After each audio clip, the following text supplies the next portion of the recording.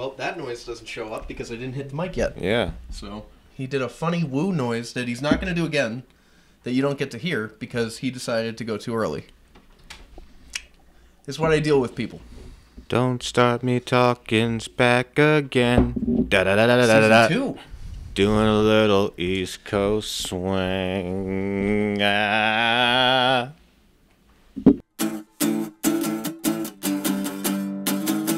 More music, more music, more music, more music. Paula? Abdul? My Balla and the Ghouls? Yes. Balla and the Ghouls. You got it right.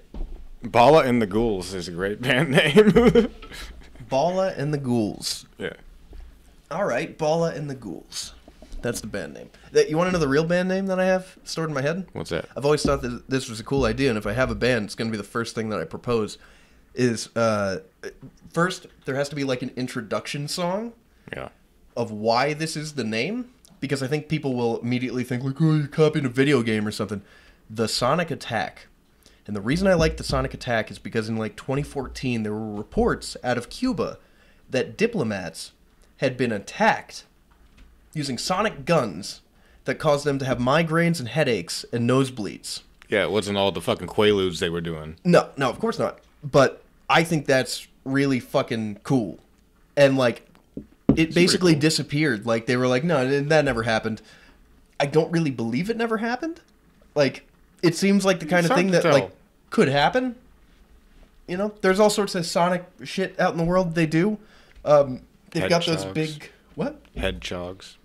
See, that's why I was like, people are just going to think it's a video game thing. Which I think works in favor of the band. But then you do a first song that's about Sonic attacks. Yeah. And it's like, you know... It's got to sound like fucking Revolution or something, but the beat, like really heavy, really hard. Yeah. But yeah, that's the band name I got in my head. I actually at one time registered Facebook groups and stuff just in case. Then never met anybody who wanted to do a band, because like you don't. No, I have no musical talent whatsoever. It's not that he doesn't have musical talent; it's that you have no interest and you got no gumption. That's correct. I do have zero gumption, even though I am wearing a. Suspendies. It's naked below the table though. Yeah, which is unpleasant for me because it's right there. Yeah, and I haven't washed in a long while, so there's an odor. Yeah. Yep. Smell-o-vision. We are off to a start, folks. Season 2. Season 2 of Don't Start Me Talkin', which we started in the last episode, technically. Yeah. But this is the real start of Season 2. You can tell because of the haircut. This is the real McCoy. Yeah. Whatever that means. We're going to get back on track with some actual topics. Yeah. A little bit more. Yeah, we're definitely still going to do the sort of loose vibe of it and like when things come up. But I think it's better to sort of have that stuff. I'm going to stop hitting the fucking table is what I'm going to do. Because I keep on... I've told you that. Hey, we're not an ASMR. Yes, I've told you very this. Well aware. I've told very you. Well aware. You're very well aware. Something weird. This is Don't Start Me Talking. I'm Rick Owens. And I'm not. This guy. How you doing, buddy? I'm doing okay. I'm doing better. How are you doing? I'm doing pretty fucking good. That's despite good. The fact that we're launched into infinite void blackness. Of the dark of New England winters. But this is fantastic for the lighting. Yeah. So we're fine with it. But it's like 5:59 right now. I almost said 6, which I should have. Yeah. But I said 5:59. You were true. I said 5:59 because it is 5:59. It's not even 6 o'clock yet. I'm still talking and it's still not 6 o'clock. Still not 6 o'clock. Now it's 6 o'clock. Speak your truth, Queen. Thank you. Yes. Thank you. You're welcome. I do go off sometimes. You do go off, and then you come back, but then we're like, why? That hurt more than I thought it would. Anyways. That's what she said. Today we're talking a lot of stuff, but we're talking music. We are. And I mean, like, I brought this about because I've gone on an odyssey of finding music over the last couple of years. You have. Which we talked about in the last episode a little bit. Yes. But because, again, the Beatles decided to come out with more shit, it just dove right back in. So right back into the cesspit. yeah. If you don't know anything about me, I have been like obsessively OCD collecting music for many years. It started, ironically, with the 2 Beatles sets in 2009. I will say I saw the Marvels today, so that'll date when this was recorded, and there was a fantastic sequence with cats. Yeah? Yeah. Oh, yeah. If you like cats and you don't go to see that movie, you're a fucking asshole. Yeah, that's what I fuck think. you. And especially if you're like, oh, women. Like, no. It was a solid flick. Like, it was better than Thor, Ragnarok? Love and Thunder? Love and Thunder, yeah. Love and Thunder was the new one. And it was better than Ant-Man Quantumania. I'll do a quick review. Go ahead. I would say it's about a B for me. I enjoyed it a lot. My only problems were the body flipping stuff wasn't really well defined in the beginning, so it was very confusing and jarring, and like I was trying to like place where Monica Rambeau was at certain points in that scene, and it's like she's everywhere, she's nowhere. I don't know. She like kept showing up and then disappearing, and then they wouldn't show her where she ended up, so it was just confusing. 'Cause you're everywhere to me. When I close my eyes, You see this? No talent, he says. No talent, he says. No. It's not no talent. Everything I know that makes me believe That's I'm the not voice of an alone. People do. I tell you. What's this? What is this? It's your inner ear. It's you're closing your inner ear so that you can hear yourself. You don't. That's a real thing. My ears don't work. No. You see this part of your ear right here? Yeah. You just kind of press that in, and then you hear yourself on like. It's like having a speaker in your head so that you can hear your own voice, because normally you don't hear it very well. You jerk. You learn stuff every day. Do it. Do it right now. Just press that part down. Hello. Oh. You see? My God. There's a reason for it. They're trying to make sure that they're sounding right, so, you know. All right. But the joke is, they never sound right when I see people doing that. Because they suck. In shows and shit, you know? They suck. You know? That's like the... It's a real thing for when you're on stage and there's too much noise. If you have headphones on and you're like pressing them in to be like, yeah, in the studio, you're an idiot. Yeah. But no, there's a genuine reason for that. All right. I'll stop sticking my finger in my ear now, but you know. But the Marvels, I think, like I said, one of the most fantastic cat sequences in any movie ever. You summoned him with the cat talk. I did, is what I did, and that's okay. But for the most part, really, really good. There was a musical planet, and that was the most disappointing part of the whole film, because at first it starts out and you're like, oh, dude, they're doing like a Bollywood-style like musical sequence, and then none of the songs are memorable. None of that's very good. Yeah. And then it moves into this cat sequence, which has a song, I'm not going to spoil that, has a song underneath it that is marvelously chosen. Like, and no pun intended. That it's just the word for it. It's amazing. My Girl's Pussy? Harry Roy's song. This is the kind of stuff we're going to talk about, or like the dirty old records, like Rotten Cocksucker's Ball by the Clovers. Lucille Bogan, I believe is her name. And she has some of the raunchiest, dirty songs ever. I got nipples on my titties, big as the end of my thumb. Yeah. Came out in 1927. Before everybody in the country started self-censoring, because that was a big problem in the 1930s when the essentially like Red Scare the government got involved because they were afraid of the communists, and they were afraid of the communist ideas like spreading through film and stuff. So as a precaution, Hollywood started censoring itself because they didn't want government intervention. But what happened was it goes from, you know, this era where you have really loose storylines with, you know, sex and prostitution, gambling and gangsters and all this stuff. And then it just kind of like stops dead. It's like 1935 or something. And then after that, everything was sanitized until the 60s, and the whole like new film movement started up. Like Rebel with a Cause was considered edgy. William. Buddy, it's always good to see you, but not right now. Motown William back again. Let me doing a little East Coast swing. Look at him. Let me just do it that. It all comes together. What's up, buddy? I know. We're old friends. He's a good boy. He's a good boy. He is a very good boy. He's handsome. Handsome man. Most times. Look at him in his prime.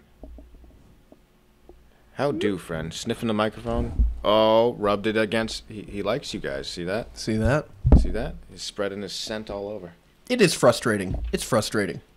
He smells like lavender. And... Do we have a box? Do we have a box for him? A box? Now you're just projecting, because this is the exact same thing I told your parents, you know? Yeah. I wanted a box. All of this is getting cut. I wanted all of it. All of it! So this is Don't Start... No. No, we are going to... But, for the most part, I really liked the Marvels. I liked the tease it sets up at the end, and I liked what I think they're going to do. I was talking to my cousin... who is now in Hawaii on his honeymoon, which will also date this recording. I was talking to him today about it, and he had his own theory about what they're going to do. And I think that's a cool idea. I think overall Marvel needs to fucking figure out their shit. Yeah, figure it out. It's too complicated. It's too crazy. I don't care anymore. Yeah, I just watched all of Loki, and people online were like, "Oh, glorious purpose! He finally ascended and he does his thing." I did not understand any of what was going on, and I had to keep going back and being like, "Oh, so we're just gonna unwrite the whole show? It doesn't matter? Okay." Yeah. It just lost it for me. This is the third movie that I've seen from Marvel where there's a universe portal being opened between multiverses or some shit. Yeah. And that's the big threat. We got to close it. It's like, you did that with Loki. You did that with Spider-Man. You did that now with Captain Marvel, Marvels. Yeah. And it's like, okay, find something new. It worked in this one, kind of, because of what they do at the very, very end. But, they got to figure out their stuff. Well, it's my thing with that is, too complicated. I don't mind if they do the multiverse thing, but they always subdue it. And it's I really like the first Doctor Strange because it was fucking weird. Right. It was weird. I saw that on IMAX and the visuals were insane. Yeah, you have all this crazy shit happening. You have so much opportunity, but it's always the same one-line beat fucking jokes that they do. Yeah. That Marvel's become William. Marvel's become a whole thing where it's predictable now. You know what I mean? I don't care about fucking... If I find out that a show has a time travel thing, instantly out. Yeah. I don't care anymore. It's also gotten so convoluted. I mean, the biggest example for me of a show, it was just too complicated and crazy, was Legion. Yeah. Which visually, amazing. They did some stuff on that show that I don't think they'll ever be able to do on TV again. And they did some things with the mutants that I thought were excellent. Overall, though, I don't know what happened on Legion, which is, at its core, it's about this dude who has multiple personalities.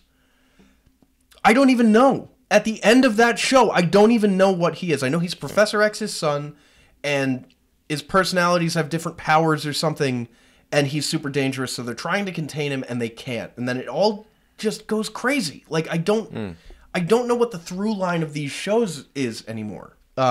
It's like watching Donnie Darko, but if Donnie Darko had also 17 other, Yeah. And at the end, you're just kind of everyone tells you, oh, yeah, it means this or it means that. Nobody the fuck knows what it's supposed to be. But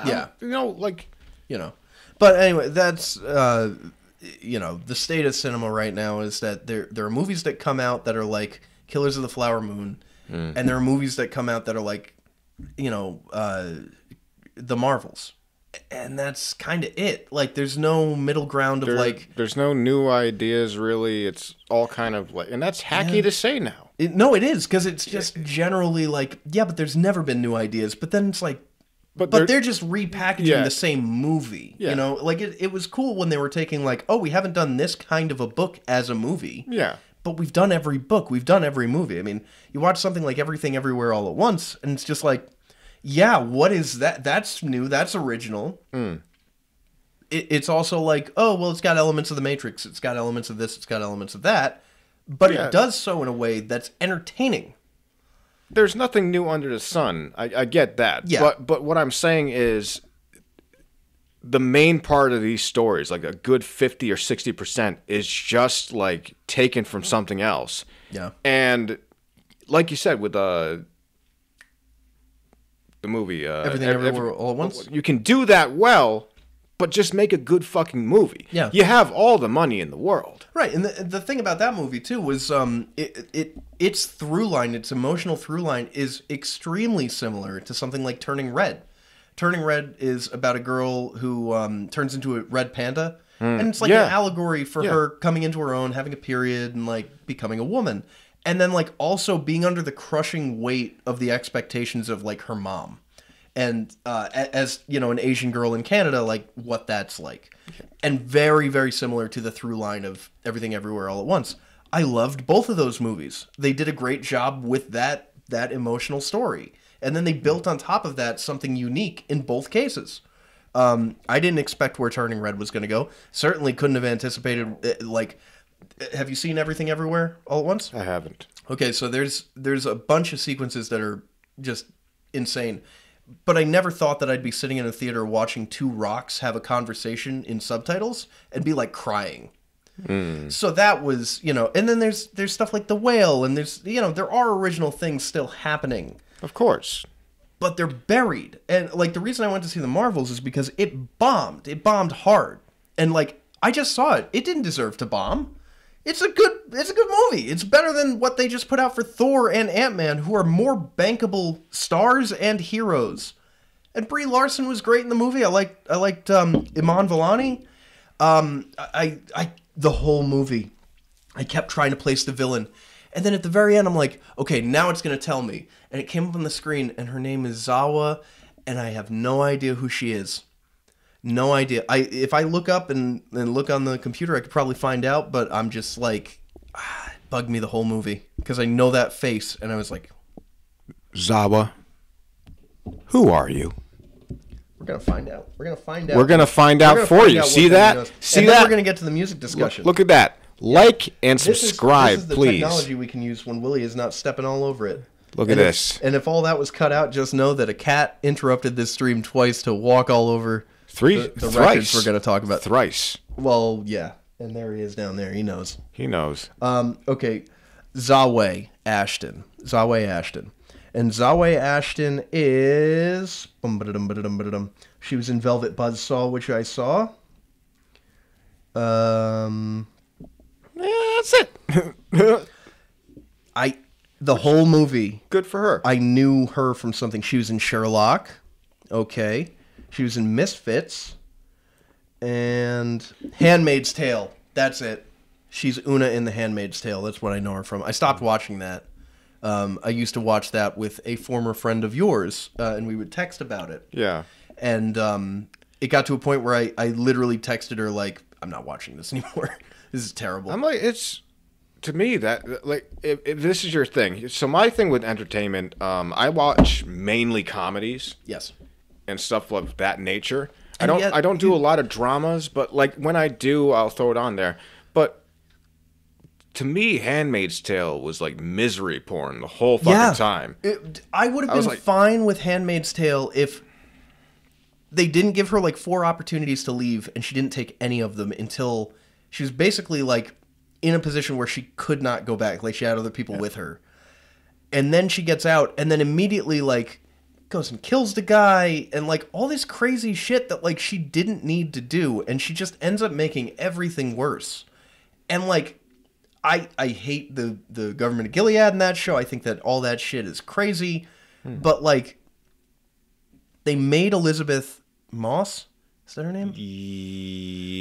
Yes. They made her so unlikable. And there was an episode she directed that, in particular, I was just like, this is garbage. Like, I can't watch this anymore. And I just stopped. I was like, I'm done. I'll read one day. I'll read the synopsis. But, like... The last season ended with her and... Spoilers. I'm not spoiling anything worth anything, so I'm not going to say that these are spoilers. I retract my statement. Thank you. She's on the train with the woman who was the wife at the house that she was a handmaid of.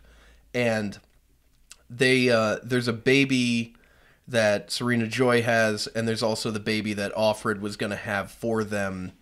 It's a very convoluted story. But, like, they're both on this train leaving Canada, or maybe going to Canada. And I read that, and I was just like, I'm not watching this. I'm not going back and watching this episode. But the state of movies is very bad, which is why I prefer to listen to music. Segue. Segue. So you got a couple of records. I do have a couple of records. And I got a couple of records. I have one record that's actually mine that I'll talk about, and then I've got other records that I'm going to try my best to talk about that are not mine. My roommate, old Honey Badger. Honey Badger, is he up there? No. Oh yeah, he is. He's right there. There he is. Yeah. That's Rick's roommate. He's an angry beast of a man. Well, yeah. You know. Oh yeah. Scottish. Yeah, he kind of, we were bringing out our records to talk about today, and he kindly took from his multitude of different records over there. He's like, here, talk about these. He does have a lot. He has a lot of hip hop. He has a lot of. There were a few that he was handing me that he was just like, yeah, these, and I was just like there's Smokey Robinson. I've met Smokey Robinson. I love Smokey Robinson's music. I didn't know a single song on either of those two albums. Yeah, and also what do I talk about with them? If I'm using them as props. So I was like, I'll put those back on the shelf. Talk about the ones that I do know something about. But let's start with yours. Mine? All right. So I recently purchased on Amazon a record player that I haven't had one since I moved back. And I do have some vinyls in storage, but I just have two right now that I'm going to talk about. Number one is my karaoke favorite.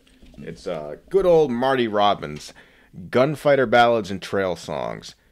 To me, this is like a perfect album because they all flow together. There's like 12, 14 songs on there.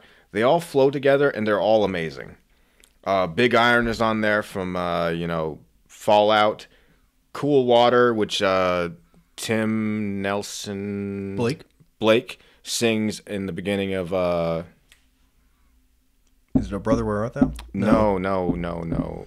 Ballad of Buster Scruggs. Oh, yeah. Cool Water's on there. But every single song on this album, I think, is great. I like over the summer, I was out doing yard work, painting a fence. I just threw this fucking on YouTube. Yeah. Listened to the whole fucking thing. The day went by. It was a whole, Tom Sawyer-esque sort of thing. It's interesting. On the front of the album, this is the original album cover, and I know that because there are bonus tracks that aren't featured on there, namely Streets of Laredo, I noticed, which I was like, ooh. And on the back, you got good old Marty himself. Mm-hmm. It's a great freaking album. I'll say that. I love it. It's one of my favorites. And yeah. All right. I guess I'll go on one of mine. Go ahead. My only one, really, and then we'll get on to all of Honey Badger's records there. Chris. So I picked this up today, and this is actually the second copy. I'll do the same thing you did. This is actually the second copy I own of this, and technically I will own 3 on vinyl, because Now and Then and this version of Love Me Do, they come on the red and blue compilations, which are Lost in the Mail. Oh, Happy Day. Yes, Lost. Yep. In translation. That doesn't apply here. Anyways, so this record is pretty good. I would say it's between the oh, don't cry now. You said a mean thing. I'm talking about Beatles. You can't cry. You're being a real John Lennon right now. I feel like his wife. Thank you. Anyways, I love that meme I sent you, that meme song. There's a song, and I'll post a link down the bottom. I think that everybody on the planet Earth should hear this song. And I'll also put up the album cover because it's called Eat Ass by the Beat My Wifles, which I think is tasteless but funny. And hey, wait. Go ahead. Because people always come down on John Lennon for that. John Lennon slapped his wife once. Ringo Starr beat the shit out of his wife Barbara, and you can look into that. Love, love, love, peace and love, Ringo. Yeah, we know what you did. Anyways, I'm taking shots at Ringo Starr here. I love Ringo Starr as a musician. I really do. And he has a song on his album Ringo that was written with Paul McCartney called 6 O'Clock. One of my favorite all-time songs, where he kind of reflects on how he has not been the best of people. And from what I've heard, since the 1970s when he stopped drinking, he's not a bad dude. I don't know him, but yeah, I just don't want Ringo Starr to kill me in my sleep. He looks like he could. Anyways, the song is called It's Okay to Leave Your Dog in a Hot Car. And it's sourced by various people, but somebody took the Rubber Soul cover and did like a crappy cartoon drawing of all the Beatles. And then up in the top, in almost the rubber font, well, you'll see it because it's on here, but almost in the Rubber Soul font is just "Eat Ass." And it is one of the most tasteless, amazing things on the internet. But this song, it falls between the two anthology tracks for me. I've always really liked the song "Real Love." I've never really liked "Free as a Bird." I like the music video because it's real sentimental, but like, This one falls right in between. I like it. It's kind of like almost a reflection on the whole band, but it's also, I feel like this song will be used to like, for people to thank each other. Because the lyrics are like, I know it's true, it's all because of you, and if I make it through, it's all because of you. Which I'm saying to you right now. Because I mean that, buddy. Yeah. See, that's the power of the Beatles, right there. The power. So, this one, I picked up today. I was actually buying gifts at Target, and I didn't expect to find it, because I've been scouring online to see if this particular red vinyl version from Target was available. And the only place that had them was Lincoln. And I went to Lincoln and they didn't have them out. And I was too afraid to ask because I didn't want to be the guy who's like, hey, you got Beatles in the back? So then I looked and it was Plainview, Mass? What? All right, anyways. Wait. You go up and be, do you have the Beatles in the back? And they're like, yeah, now and then. This is the second time I've picked this up. I said this to you earlier as I was walking out the door. But second time that I've picked this up because I have the 7-inch, the marble vinyl as well. And I said to you, yeah, I pick it up every now and then. Yeah, and I stole it from you. It's true. He stole it from me, which is why I told the original. You're Tesla and I'm Edison right now. Well, I'm fine with that, actually. It turns out. Be careful. Be careful. Okay. Fuck. Anyways, so this is the 12-inch vinyl maxi single, and one of the reasons I wanted to show this wasn't just to show off. This clock, there's a story behind this clock. Did I already tell you this story? I believe so. Well, I'm going to tell it again. This clock was purchased in Providence, Rhode Island. It was done by an artist out of Providence, and if I slice this open, I could find out because it says it on the inner label. But George Harrison's son, Danny, went to Brown University in the 90s. This clock was purchased in 1997 in Providence, Rhode Island. And it says on it, now and then. Olivia Harrison, who manages George's estate, was on the phone with Paul, and he was saying, yeah, I'm going to finish the new track. It's called Now and Then.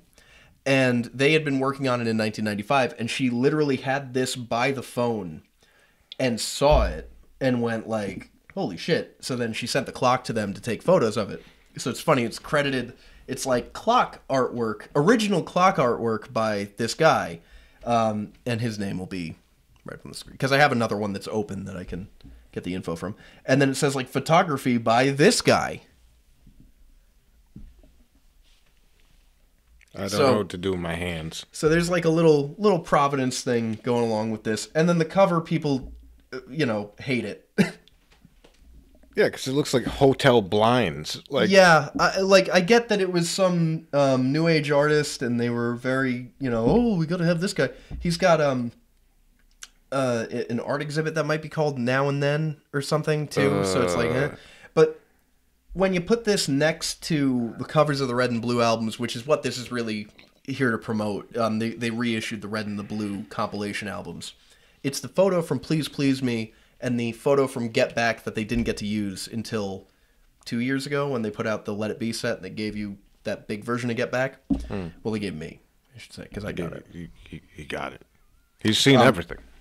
But this does have the same lines on it as the Please Please Me cover. I just think that they could have done better. If they had taken literally the photo from Get Back or from the other side of the Red and Blue compilations and that was the cover, I'd be fine with that. But this is, it's nothing. And one of the things about the Beatles that I noticed, I got that singles collection, every album that they have has them on it. And I never thought about that before, but it's like, oh, every time that we see a Beatle album, like, we're checking in on the Beatles, like, oh, meet them. You know, especially in America, it was like, introducing the Beatles, it's a picture of the Beatles. Yeah. Meet the Beatles, it's a picture of the Beatles. Like, something new, it's a picture of the Beatles. And then, like, Yellow Submarine in 1969, like, now we're cartoons. Boom. Yeah. Like, but every time, it was them. And some people are going to say, like, oh, well, the White Album is all white. It's like, yeah, when you open the fucking cover, it's 4 pictures of the Beatles, and they give you 4 pictures of the fucking Beatles in the White Album. So, I think that might have been part of their success, and to not have them on the cover is weird. Like, Free as a Bird is a drawing by John, and that just kind of feels appropriate. It's like a guy with birds all over him, like this goofy pose, I'll put it up. And then Real Love, which was the next year, that single was a picture of the Beatles. So, to do the final Beatles single and not have a picture of them or anything, not to use Klaus Vormann, who did the art for Revolver, or somebody that they worked with before, it's just odd to me. Can I speak to the people real quick? Do you mind if I have a minute of the soapbox time? Of course. Thank you. Of course. Thank you. Thank you. So, any artist out there, I'm an artist, right? Look at me. Art. I'm about it. But if you're into that shit and you do that shit and you call that art, I want you to go down to your local gas station, fill up your tank, pay the underpaid worker there, maybe give them a tip if you're feeling generous, which you aren't. They don't let you give tips at gas stations. Well, you can give it on the sly, you know. I've been there. If he gets caught, he'll get fired. Don't give a tip. Fuck him, right? Because that's what you're doing here. You're saying, fuck them. So I want you to fill up your tank, get all your snacks that you need. I want you to turn on your vehicle, rev up, and fuck off. I think that's fair. Thank you. This has been a Rick Soapbox moment. Got a willy hair on it. Willy hair. It's all over the place. I'm surprised I don't have a full head of hair right now. Thank you, genetics. Yeah. Hair everywhere else. I come out of the water. If I go in the ocean, I look like the fucking I'm made of kelp. Top of my head, nope. So I see that you have another record there. I do. Let's get on to that instead of the other thing I was...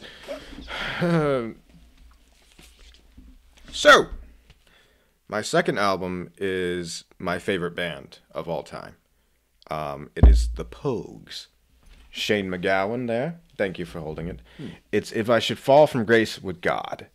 Another one of these records that I just love every single song on there because there's so much variety in the tracks themselves because you get a lot of that jaunty punk, like Celtic rock music in there with like If I Should Fall From Grace with God. That's very upbeat, you know. And then you also have really, really like soul-crushingly sad songs like Thousands Are Sailing, Fairytale of New York. That's probably the best Christmas song of all time, in my opinion. I don't know if I would say it's the best Christmas song of all time. It is definitely in the top 10. It's up there. If not the top 5. It's an amazing song, and every time that I hear it, I stop and I listen, even if it's not Christmas. That's just a good song. It's incredible. I don't know if it's the best Christmas song. It is for me because I'm biased. I'm biased. It's fair to say that it's the best Christmas song for you. Yes. But best Christmas song of all time is Darlene Love, Baby Please Come Home. That's the best Christmas song of all time.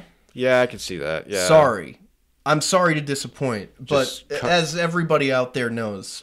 just cut me out. From under my feet. And if I had to pick a number 11 best Christmas song of all time, it's All Alone on Christmas by Darlene Love off of the soundtrack for Home Alone 2 and also A Very Special Christmas, which was a Jimmy Iovine project. Or Iovine, the guy who did Springsteen. He also did Jay-Z. Or I'm sorry, Dr. Dre, not Jay-Z. Dr. Dre. Don't mix them up. Dr. Dre. Dr. Not Jay-Z. Dr. Dre. PhD. Dr. Dre. The chronic. Dr. Dre. Chronic. That's what I mean. Chronic illness. They sold Beats together for $4 billion or something. He was the other guy on that deal. Oh, yeah. How do you get that much out of a vegetable? Well, they didn't. They got it out of a fruit because they sold it to Apple. Ah! I'm sorry. I'm so sorry. I didn't know. I didn't know what I was doing. Season 2 was supposed to be better. And Willie. And then he comes back. It's okay, Willie. I wasn't really sad. Speaking of music, his name is Willie Nelson. It is. He is a lovely fellow. He is my best friend, my best good buddy. And that's very true. But he's on top of the audio recorder, ain't he? Yes, he is. Here we go, pal. Now, please what more take can the I hint and stay down. Let's see. What other lies can I tell you about this? No. That's not a lie. That is a great song. I would say it's probably in the top 5. But that Darlene Love track off of that Phil Spector album, there's nothing else like it to get the Christmas mood going. And if you're out there and you're saying, "Ooh, Mariah Carey," no. Darlene Love was the queen of Christmas before Mariah Carey was even like alive. We're talking 1960s. Mariah Carey was not alive in the 60s. No way. I don't think so. No way. She was famous in the 90s, and she was like 20. Yeah. No way. So, Darlene Love was cemented already, along with that whole album is great. The Crystals and everybody else on there. That Philly's Records, Christmas from Phil Spector, a Christmas Gift for You, I think it's called. Another great Christmas album that I enjoy. I haven't gotten it yet because it's like $1,500 now. No way, I can help you. Because he died. So, but MF Doom. Oh yes, has a Christmas album. Mm-hmm. And I fucking love that album. I'll put that on, throw it on there. Because I haven't. I guarantee you, maybe not this year, but within the next couple of years, you will see a reissue or repressing of that album because that's a super popular album. It's great, but it's one of those things where I just I've always had this idea of having a Christmas party and having the old record player going in the background, Bing Crosby, your other wife beaters, and then there's a song by Bing Crosby that I like to bring up. For Christmas stuff. I can't believe we're talking Christmas music, but we'll keep going. It just sprung up from the Pogues. Yeah. It's called Christmas in Killarney. And all the folks at home. Yeah. And then there's another one that's Christmas Is It Comin'. Yeah. Those two songs together are my favorite Bing Crosby Christmas songs, and they don't play them anywhere. They always play White Christmas, which is great. Happy Holidays, there's a few of the key Bing Crosby songs they play. They never, ever play Christmas Is It Comin'. And it's one of my favorite. When I'm feeling blue and when I'm feeling low, then I start to think about the happiest man I know. It starts out and it's automatically like, oh, who's this guy? And of course it's Santa Claus. Saint Nick. So, I guess, I can actually branch back into regular music with this because I found all of Trans-Siberian Orchestra. And when I say all of Trans-Siberian Orchestra, I mean Trans-Siberian Orchestra and Sabotage and they're another one. They have 50 bands made up Trans-Siberian Orchestra, and then they descended into 50 bands. Yeah. There's so many things like that, but the biggest one, which I was talking about earlier when we were grabbing some of these records, is stuff like this Jedi Mind Tricks album here. Yes. So this is a rap group that is made up of several members from other rap groups. There's Army of Pharaohs. Yep. Obviously, most of them are branched off of Wu-Tang, or at least in some way related, or they weren't Wu-Tang and then they became Wu-Tang. Yeah. It's a nightmare. Eventually, we all return to dust and become Wu-Tang. Yeah. Because it is for the children, and also, yes, cream. Cash rules everything around me. Wow, that's the whitest that's ever been recited. It has. Cash rules everything around me. Cream, get the money. Dollar bill, y'all. I grew up on the... I like that the two of us both said dollar instead of dollar when we said it out loud. I like that because it's the whitest way that you could possibly say it. We are the whitest people. Well, I definitely am. Here's another one. This is Mobb Deep. These are Chris's records, by the way. We're being very careful with them. Shook Ones. Shook Ones Part 2. Ooh. So it's a great, because I also I'm gonna link this into jujitsu real quick because like there are some like Wu-Tang's a great one. Yeah. Well, a lot of Mobb it's based Deep. around sounds that they sampled from martial arts movies. Yeah. And it's a kick-ass It works soundtrack. correct. It works. Another great band for like another great group for jujitsu martial arts is Run the Jewels. Yes. Just amazing. It gets people going. There are certain songs that are just like all power. Yeah. You know. Looking through to see what else. I think that's it. Looking through to see what else. Yeah, we already looked at. Don't know Dr. what to do with ourselves. So, here comes William. Is he going to jump on the table again? Find out next week. No, we still got a little time. Yeah. Yeah, we got. It's like another 20 minutes Another 20. for this one, and then just to break down the illusion for you folks, we usually do 2 in one sitting. Look at that. You see, Rick is gainfully employed. I am. And therefore, he doesn't have the schedule to be able to just drop everything. I'm what you call. I am just, a clumsy lout. You are. Wow. I feel like you wanted me to like disagree with you, and you were fishing there. I mean, yeah, I did. You were fishing because there's lots of great spaces in Rhode Island to like go fishing. In. Not in my dining You live room. right by the water. You live right. If we went 2 feet that way, we'd be in the drink. Take a piss. You're hitting the ocean over there. Yeah. From the front door. Yeah. Yeah. And yet you're doing your fishing here instead of out there. Your shirt's yellow. That's pee, huh? I don't have my water bottle here, but my water bottle is also always pea colored. You bought a shaker. I did. So all right. So, I have a lot of Yetis. I have the 26-ounce bottle. I got the 18-ounce bottle. I got the 10-ounce coffee mug. I've also got the 10-ounce travel coffee mug, which is the only thing that fits in my car, I swear to God. Then I have the ounce, not inch, 24-ounce mug, which is literally just the coffee cup, but taller. And then I've got the 14-ounce coffee cup, because that one I use for ice cream and stews. And then I have the 10-ounce lowball. I've got... Oh, is he back? Yep. he's under there. I've got the 10-ounce lowball. Anyways, I got a lot of Yetis. Yeah. I have never bought the 20-ounce tumbler, because I had the 20-ounce travel mug. I dropped it once, but I still have it, and I still use it. And if I go out and I want a lot of coffee, that's what I use. It's like a medium coffee size of, About yay big, right? a little smaller. Yeah. It's a regular sized coffee mug. Yeah. But I've never gotten the 20-ounce tumbler because I was like, why would I need the 20-ounce tumbler? I have the 20-ounce coffee mug that has a handle. Tumbler doesn't have a handle. And then I've been using a water bottle like for everyday drinking, and I hate it. I just want a cup. I want to be like a person again. So I could go upstairs and use one of the glasses, like a peasant. But instead, I found a sale at Dick's Sporting Goods has very good sales on Yetis a lot of the time. And because the yellow ones are now out of circulation, they're trying to get rid of their stock. So they've sent a bunch to Marshalls and TJ Maxx and not Target, Home Goods. And if you go into the back sections of those stores, you can find Yetis, but none of them have been yellow every time that I've gone. I've been looking for like the big gallon ones. I've been looking for the half-gallon ones. I've been looking for the 12-ounce can Colster things.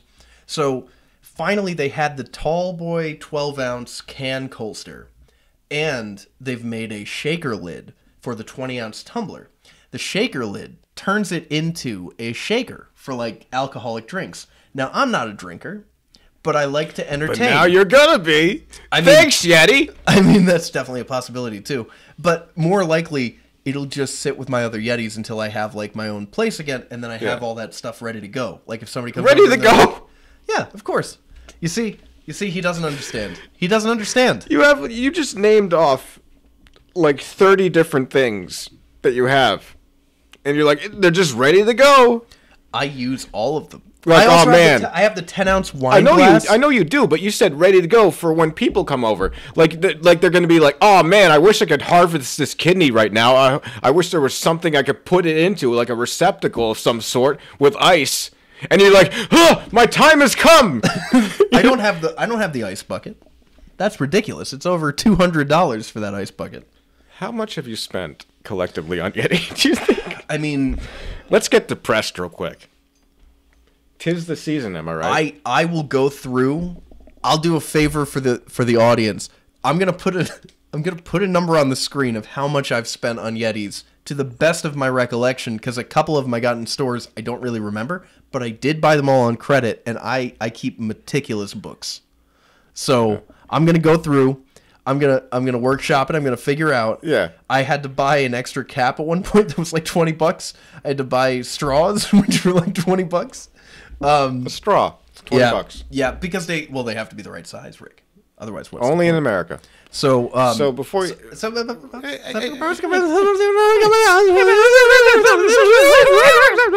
That's like brand new. How does that have shit on it? Because paint. We were painting. The place is nicer now. Look. It. First of all, it's very nice. Willie, this is like 6 times. How are you not getting the idea? How are you not getting the idea? Cats don't care. They don't care. I thought cats don't dance. Anyways. I'm sorry, everybody. I'm sorry. He's not sorry. I am kind of sorry. All right, so with the Yetis, I'll just say, the shaker was something that I had looked at as soon as it came up that they made this lid, and I was like, that's a clever idea. So I decided to get the shaker. I, every once in a while, like a mixed drink, okay? And it's nice to have the option to be able to shake it and put it into the lowball, which I already own. But I also got a second tumbler because I'm fucking crazy and I need a water cup. $2,000. There's no way it's that much. Here's the real number. Here's the real figure. It's right here. And I don't know what it is, but here's my reaction to it. I didn't realize I had spent that much. Why do you do this stuff to me?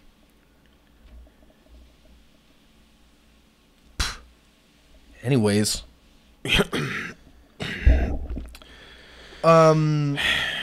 So with music, I have learned a ton about how music is packaged, how they send CDs out, how they do digital releases on iTunes, how all that stuff kind of fits together in this one big music machine. Right now, let me see that Pogues record. Or actually, Marty Robbins. Marty Robbins. Because that's a better example. This is great because this is a very old album that they've repressed, a new vinyl. It's got bonus tracks on it. This is a great, great, great product. There's nothing wrong with this. Let me see that Pogues record. This is a cash grab. This is designed to get idiots like him to buy it because, oh, I like that album. I think that album's great. There's nothing about this that's any different from the one that you already own that's in storage. The 2 I already own. Right. It's literally the same pressing. No remastering, still 1988 on the back, all this stuff. It's green. That's why it's only $16, which is totally fair. Yeah. If it's below $20 for a single record, you got a deal. If it's $5, $3, $2, and it's a used record, that's acceptable. It's in that quality. This is a brand new record. This is a good deal, but it is a cash grab because they're like, oh, only 2,000 available, but there are thousands of this record out there in various different colorways and everything else. This is the biggest grift of all time. It's not Taylor Swift? This is one song. They put Love Me Do on here, so it's a 12-inch, A-side, B-side, maxi single. It's a 12-inch A-side, B-side, maxi single, which means that it's going to be the highest audio fidelity you can get out of vinyl for one song. It's 12 inches, and it's, I believe, probably 33 1/3 RPMs, but maybe 45 RPMs like they do for regular singles, which spins a little bit faster. And the sound quality is supposed to be better. It's supposed to be louder. They released this version. They released the blue version I got in the 7-inch. They released a crystal clear 7-inch, the black 7-inch and 12-inch, the blue 7-inch, which is different than the white and blue marbled. And then they released a cassette tape. One song. One song. Okay? Then they decided to put this song, which I don't hate, we talked about this earlier, onto the red and blue compilations, which I want. Still waiting for them to come in the mail, but, I pre-ordered them. You know, we'll see. By the time this video comes out, I'll post right here whether or not I ever got the records. Still waiting. I gotta wind up my old-timey conductor clock. You don't really wear that to work, do you, Rick? I do. You pull that out in front of people? Oh, yeah. I pull lots of things out in front of people. That's why I'm not allowed in the cinema anymore. Whoa. No, that's not the reason. Anyways. Pee Wee Herman job. Hey. Oh, rest in peace. So this is a grift. I'm hook, line, and sinker. They fucking got me. But this is a grift. Oh. Yeah. Yeah. Exactly. There's also a CD version of the single. And then there's the digital files and all that stuff. Oh, hdtracks.com, 24-bit FLAC. Which you can get from the CD, folks. If you get the $5 CD, you don't have to pay $30 for the crazy tracks or whatever. Anyways, Taylor Swift might be the biggest grifter of all time. I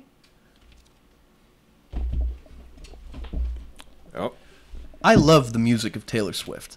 I think her re-recording policy is one of the best things that's happened to music in years, because what it is her taking back control for the artist. Yes, Queen? Yas. Yeah, Yas, Queen. I apologize. Thank you. I think Taylor Swift shows are excellent. I think that her putting out the Eras Tour as a movie was a really nice thing to do for fans who couldn't make it to the arena. It was very expensive. I think it's kind of shitty to do that to the fans that did go to the arena and paid all that money, because now there's like a director's cut version with like all the songs.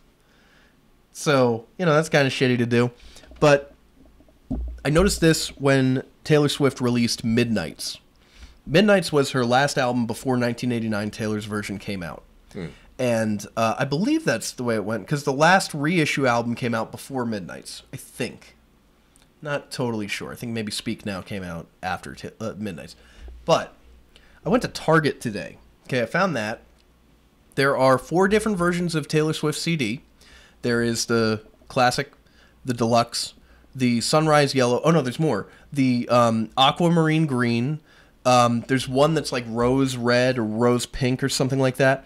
They all contain the exact same tracks. There's a bonus track on the deluxe edition that's Bad Blood featuring Kendrick Lamar, which he did with her back in 2014, 2015.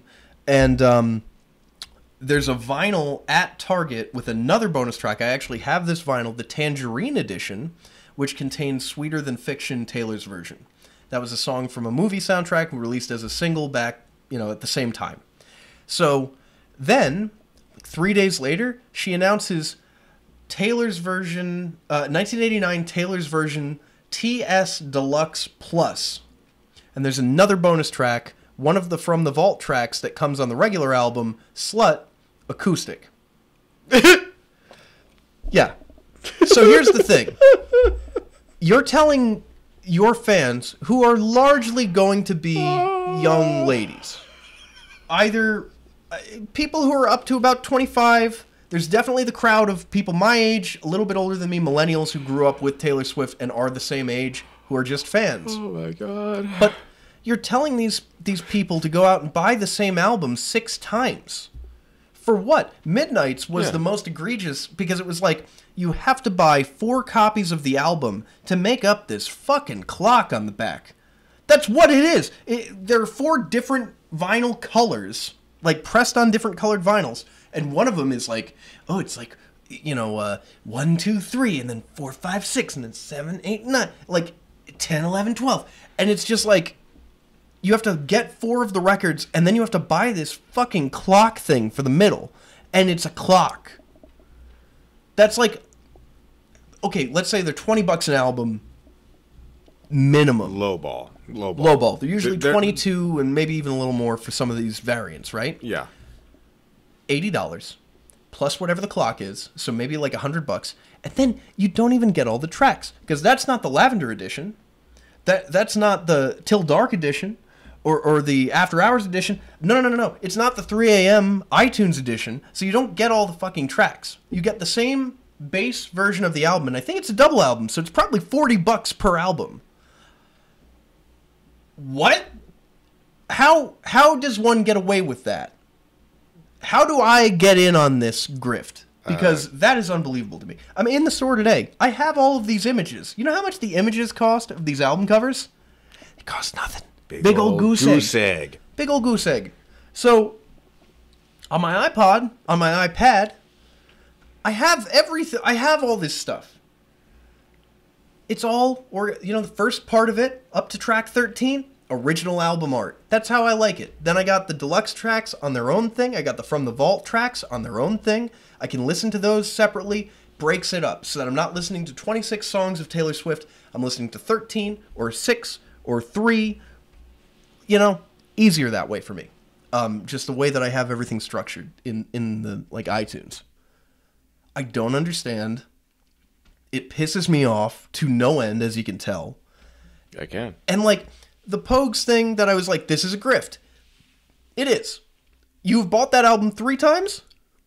At least 3 times. Right. So imagine that mentality. Yeah. But with Taylor Swift. And it's just, I'm glad I didn't already own 1989, which is my favorite of her records. I love the new recordings, so I'm like, this is fine. I'll get this on vinyl. The day I said to myself, you know what? I'll bite the bullet. I'll get this version. It's got the bonus track. It doesn't have the Kendrick Lamar track, but it's got the bonus track. A day later, it comes out that she's doing this additional track for an additional Deluxe Plus edition. And it's like, dude, you just released the album. Why didn't you release it as the album, the Deluxe Plus edition? That's it. I just don't get it. Precious. Because the thing is also, next year it's going to be some other bullshit. Yeah. Like, she made the clock. She's going to make a calendar next year. You have to buy all 12 fucking things. Yeah. And then she'll make the air fryer, the Taylor Swift air fryer. I hope she does do the calendar, because then you can sue her. Because that's going out live. I hope she does the calendar. And I hope that you can sue her ass off. What's left of it? Get your beak wet. Get your beak. And again, wet. I love Taylor Swift's music. I have no problem with her as a person. Yeah. In that whole Kanye West Taylor Swift thing, Taylor, easy. Yeah, Kanye is a fucking cunt. Yeah, and him and Kim Kardashian were recording the call behind her back and all this stuff. Fuck them. Yeah, fuck the both of them. Fuck I have the no both of love, them. no love for Kanye, no love for Kim Kardashian. Don't understand any of the. Kanye is a genius. I've listened to all of Kanye's music. Kanye is no genius. Kanye had a few decent samples on the first few albums he did, and he's coasted off that the rest of his career. And if Kanye West wants to come down here and fucking tell me I'm wrong, hey Kanye, do it. Why don't you graduate from being a fucking stupid bastard, huh? Yeah. What the fuck are you doing? Graduation. All that guy had to do was be cool. Yeah. That's it. Just I like cool. me some Jesus walks. I like me some power. And everyone's like, oh, he's mentally ill. So are we. We're all fucking mentally ill, you fucking stupid cunt. I'm out of my fucking mind. We are out of our goddamn Looney Tune minds. Yeah, it doesn't mean that we get to do fucking crazy shit. Yeah, without getting caught. I guess a Nazi now? What the fuck is going on with Kanye? Even that, it's old. And now I don't even know what the fuck he's doing now. I don't care. He's got a new wife who is like a model, and they've just gone around trying to get attention, it seems like. All I ever hear is like, oh, Kanye and his girlfriend, they did this crazy thing. And it's like, I don't care. I just don't care. I don't give a Frenchman's fuck. I don't give a flying woo-ha. He's another one. So there are 3 people right now. I'll add Kanye as a third in this. That if I could fight, I'd throw down. Mm-hmm. 1, John Lennon. Yep.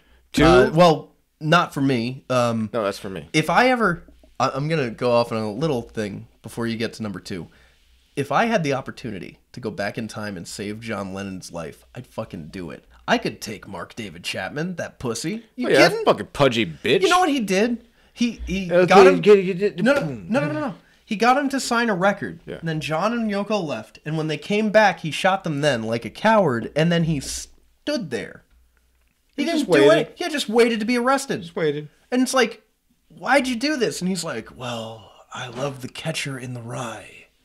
And then Jared Leto did that. Have you ever heard about this story? Yeah, he gained all the weight. Yeah. Yeah, Jared Leto, who I hate, gained like a shitload of weight for this movie with Lindsay Lohan, and it was about Mark David Chapman, and it came out and nobody liked it. Nobody cared. Everybody was just like, "You're a fucking asshole," and he has lived up to that ever since. Yeah. My favorite scene of Jared Leto, you know what it is? What? Fight Club. Angel when Face. Gets, yeah. Felt like destroyed something beautiful. yeah, that's great. Oh, I meant to tell you too.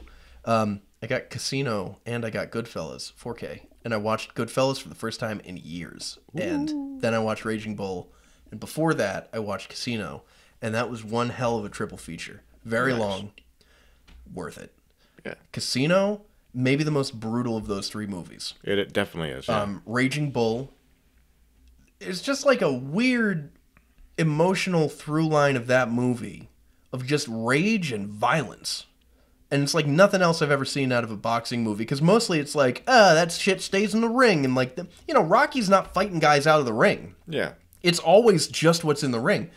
This guy fought everybody. He fought his wife. He beats the shit out of his wife to the point where, like, he goes over his brother's house, beats the shit out of his brother in front of his kids and his wife, and then his wife comes in like, stop it, Jake. And he turns around and he fucking clocks her, knocks her out on top of his brother.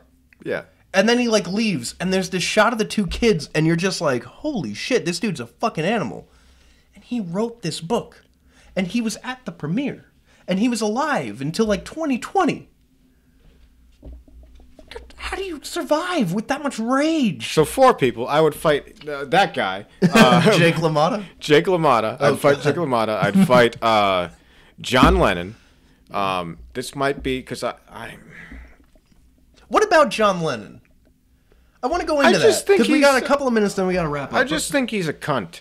In what sense? He gives off an air of cuntishness.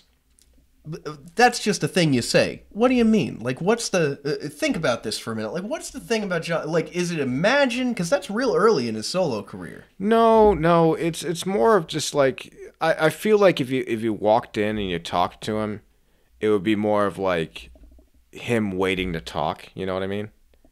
Yeah.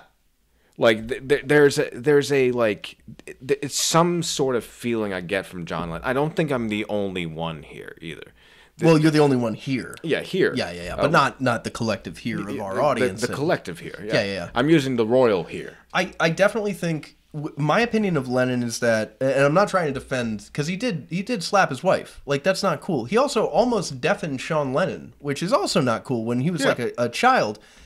And Sean has talked about this story. It was like he was trying to cut his steak. He was doing something like a little kid, and just not doing it right. And his dad just went up and screamed in his eardrum. And they went to the hospital. He was like temporarily deafened, but it almost deafened him. And he's a musician now. He's got the few projects, but the Claypool Lennon Delirium, which I really like. Yeah. My uncle once said about Sean Lennon, like, he's had a publicist since he was 5. And I don't know what that means. I don't know if that means I'm supposed to not like him because of that. Does he also have a publicist that is 5? Is just grown up the whole time? Today, Sean brought a graham cracker to me, and then I didn't eat it, but it was still good. But with Lennon, there's a lot of, like, Imagine is a very, like, communist-leaning song, and then he doesn't really practice that. He's, like, a rich dude in New York. I don't care about the hypocrisy. I just think he looks and acts like a cunt. Okay. And I from everything I've seen of John Lennon, which is admittedly a lot more... Yeah. I don't really think so. Maybe I'm wrong. Hey, I think he would have been a good shit to have a beer and a smoke with. Maybe I could see that. But if you were in that circle, otherwise you're just one of the little people. Next guy. So I'll put. Keep going. I'll put a pin in John Lennon. We'll talk about that on the next one. We got another hour. Yeah. So I'm a fan of the goth girls. Sure. Right. And who isn't? So this one is gonna probably put me on the outs. Oh. Morrissey. Fuck Morrissey. I would kick the living shit out of Morrissey. I knew that about you because you talk about it often. I say it often. But he's a piece of shit. I would kick the shit out of Morrissey. Fuck you, the 10-ton truck. Yeah, that 10-ton truck is called fucking Rick Owens. And he's kicking you right in the dick, you fuck. Did you see the Mario Wonder? No, I didn't. And if the Mario Wonder bus crashes into us. Just like singing around. And To meanwhile, die by your side is a wowie zowie way to die. Because that's the thing they say in the new game. just that's the same thing, but turned up to the nth degree. Yeah. He's just a cunt. He's a cunt. I would beat the... There are songs... He's still alive, too. There's still time. Yeah. There are songs I enjoy from the Smiths and from Morrissey. I completely divorced them from the guy because I can't stand him. He's an asshole. He's somehow anti-meat and right-wing. Like super right-wing. Super right-wing. And he's a fucking prick. He's also racist and sexist and everything else. He's like everything bad. Yeah. But the girls with the colored hair are just like, yes, daddy. Like, yeah. Fuck you. So what's the third person? Or fourth. Fourth person? I forget. And that's all that we have time for here on Don't Start Me Talking. I'm Rick Owens. And I'm Benny Williams. Fuck you, Morrissey. Yeah, seriously. There's a song by Sparks, too, that I'll mention right before we go that's called Lighten Up Morrissey. And it's wonderful. It's about a guy whose girlfriend is obsessed with Morrissey, and so he's going like, dude, lighten up so that I can get laid. See you next time. We're going to hold on this. I've been holding in a piss for 45 minutes. Dude, me too. I meant to go when I got here. We're going to cross streams. No, we're not going to do that. I'm going to go first. I'm just kidding. I'm not going to. You're the fourth person.